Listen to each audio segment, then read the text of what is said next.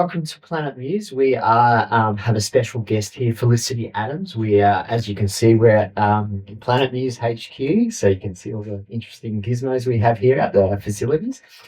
Thank you for coming on the show, Felicity. Pleasure. Yep. So Felicity Adams is a rising star of stage and screen, an exciting Aussie performer who loves musical theatre and pop music. She studied musical theatre at Showfit and achieved a Bachelor of Music and Musical Theatre at Monash University. Felicity's performance credits include a soloist with Broadway Unplugged at the Royal Botanical Gardens, a self-written cabaret, always a bridesmaid at Chapel of Chapel, singer of the national anthem at the National Basketball League Australia, Little Red Riding Hood with top Class Victoria and Lyrebird nominated Reno Sweeney in Anything Goes. Now Felicity is set to launch the new Camberwell Soul Choir and the revolutionary new music program with myself called Planet Muse. Welcome again, Felicity, to Planet Muse TV. Thank you. Okay, so who inspired you to become a singing, dancing and acting artist? Oh, good question. I think growing up in the Salvation Army, I've been surrounded by music all my life, and everyone plays instruments around me, which has been wonderful. And my family's very musical as well, so I've been really inspired by my family, I guess, with growing up with those musical instruments. I guess a non-personal one to me is more Christian Chenoweth. I love Christian Chenoweth, the way she swaps between genres, swaps between stage and screen, and also manages to balance her Christianity with her music. Yeah. That's fantastic. Yeah, that's really she's good. awesome. And what do you love the most about performing live? I love taking people on a story. So I love transporting people no matter what their situation is. I love that theatre and a concert can be an escape for them from the world we live in. And I love taking people on that journey of storytelling and really taking them on board with a character. Yeah. Yeah, it's all about making that connection, isn't it? 100%, yeah. And you find such different walks of all people from different walks of life that connect with similar points of each character, which is really interesting to see how such different people can relate to the same character so closely. Yeah. Yeah. Which is a lovely bonding thing with your audience. Yeah. Awesome. And can you offer some tips for young artists thinking about developing their talent? Yeah, I have a few. Working hard. Working hard's really important. And having that good work ethic and passionate about it. If you're not passionate about it, the artist world doesn't help for that.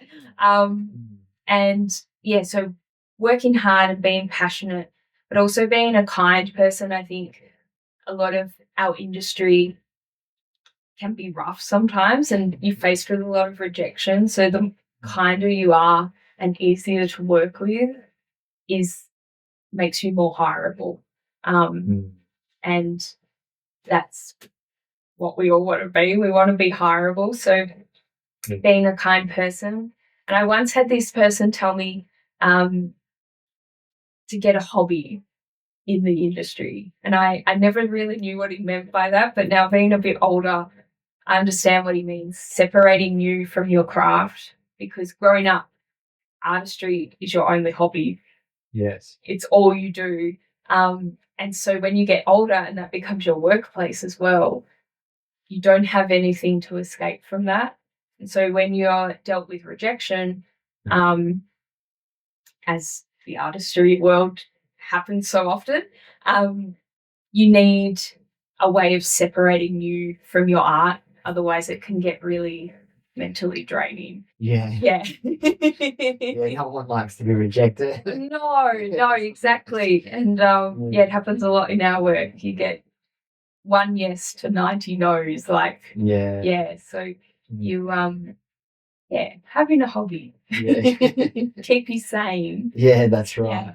Got to have tough skin too. Yeah, 100%. And adapting your mindset and being mentally healthy and fit is really important. It's great. And what is it like being on tour with a theatre or musical show? Yeah, I'm so grateful to have done a tour twice. I have done it with the same company, and I did a kids musical. So we toured around Victoria, traveling to different schools and performing this show. And we did about 3 shows a day, sometimes 5. So they were an hour in length, and you do them back to back. So touring a show is exhausting. You need to be really mentally fit and physically fit, because you're thrown so many obstacles. I remember we did one show and a kid came up on stage with us, just followed us around the whole time. But there's nothing you can do because it's live theatre.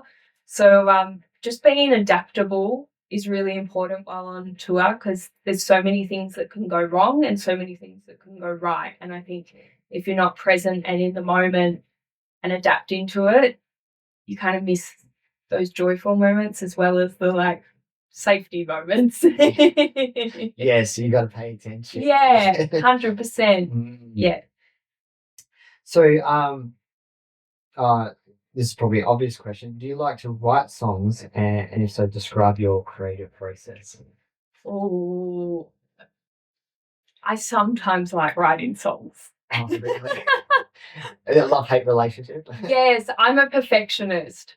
Ah, yes. A bad perfectionist. So I never think one of my songs is actually finished. So my piano stool is filled with pieces of paper that half-written songs of I might come back to that.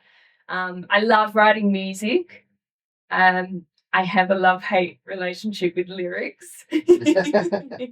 But usually I start out with the chords and voice memoing the chords, and then kind of finding the tune off those chords, and then finding what I want to write about with that tune, which sometimes I guess people do it the other way around, that they have the idea of what they want to write first.